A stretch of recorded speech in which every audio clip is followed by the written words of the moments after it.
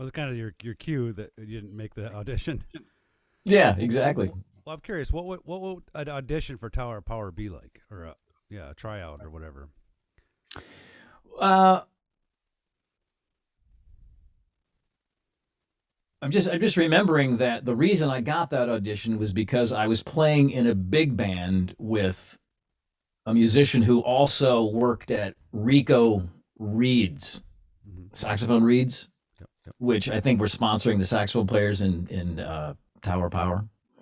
And he was impressed with me enough in the big band to get me the audition. I think it was the same big band that played in the Olympics. Actually, I think about it.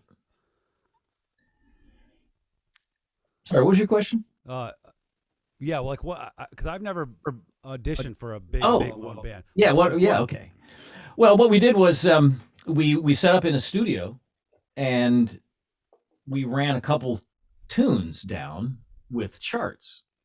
And if you think about the horn lines on Tower Power tunes, they're really intricate and syncopated. So actually seeing them on the page, there's no way I could sight read that stuff.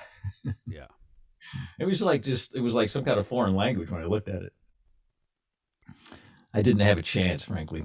yeah, Yeah. yeah. That's one thing. To step in and sight read something like that. I mean, you could have got it if you had 2 weeks and said, "Here's what we're doing," right? But that does look, especially if it's syncopated, Yeah. weird on the page. Yeah, exactly. If I'd had a chance to memorize the parts and go through them and whatnot, I would have done much better, no doubt.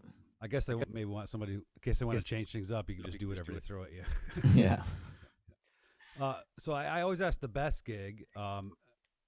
You may have had no bad gigs, but I'm wondering if you had any worst gig experiences, like something you could. Oh man, I can remember plenty of times playing like in bar bands and fights spilling off the dance floor into the bandstand.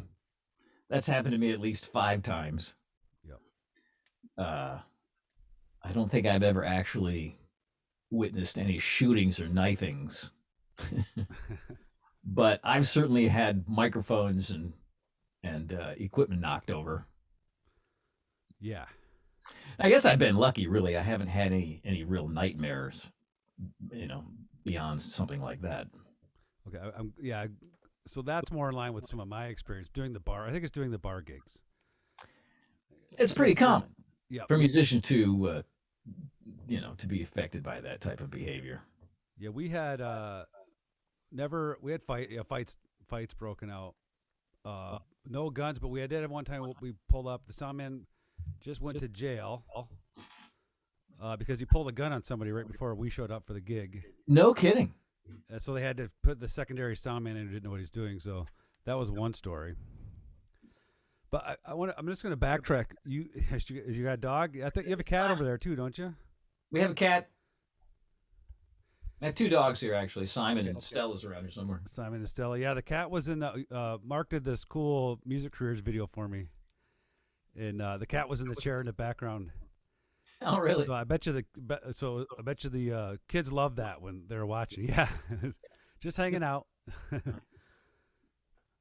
I was going to backtrack. You mentioned when you were doing the street fairs and festivals, playing music right in front of people and seeing their reaction, and then basing it. And like in my time, I've noticed that too. Like you can't get that you can't get that reaction unless you're actually out there playing, and you can start to base your performances on based on what reaction you're getting. But that human reaction was key to my kids' classes. Like I realized I could totally change the feel of the room. I could make them crazy. Mm-hmm. I can make them lay it on the floor and close their eyes and go to sleep. Yeah, yeah. Right. And I started realizing if I can do that, maybe in these restaurant gigs where I'm just playing background music. Yeah. Like I started noticing, like it felt before like nobody was paying attention, but you notice the subtle changes that happen in the room. Conversations, everybody's just in a good mood. Yeah. And also with that, I remember playing one time when a fight broke out, and we were sitting there watching it. It was a duet. Mm-hmm. And we totally pushed that fight further because we just started playing more aggressively, getting really intense, and we could see we were making it build up. Like, wow, the effect it has on people sometimes you don't realize. I'm sure you do. Of course. I mean, these are waveforms that we're pushing out into the world, and the physics of the waveform interact with the physics of the brain. Yep. And so there's a dramatic, powerful, direct effect on the human psyche. Yes, for sure. Yeah. So I think based on some conversations we've had in the past, we've had some maybe lining up of philosophy a little bit in a lot of the way we view the music and the sound waves and the effect on people. But one thing I remember is when I was at your place, I remember seeing some Alan Watts books. Oh yes. And in the early days, I remember that was a big influence. I read, I think, he wrote a lot of books on different topics, but I read a lot of them. Really? Yeah. Like readings and writings like that are something that influence your outlook on life. Absolutely. Absolutely. I discovered drugs in my late teens, and like a lot of people, it expanded my awareness. And about that time, through a friend of mine, we started doing acid and whatnot. And he introduced me to Alan Watts and the concepts that Alan Watts was talking about. And the whole thing was just like mind blowing. And to this day, Dan, that stuff, basically describes my worldview, you might say. It has so totally affected my development.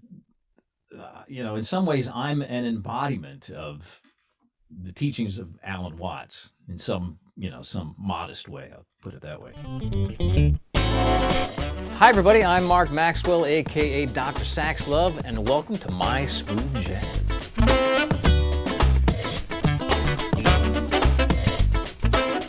My Smooth Jazz is my video playground where I have the opportunity to share with you everything that I think is cool and interesting about the saxophone, which of course is a lot.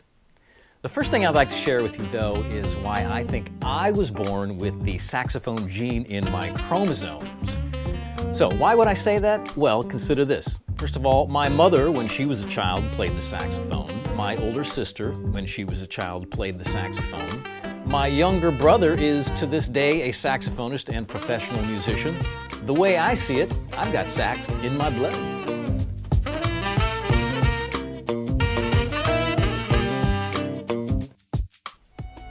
So I hope you enjoy the My Smooth Jazz channel. I invite you to subscribe and, of course, share the videos. And look, if you've got any comments or questions for me, please let me know.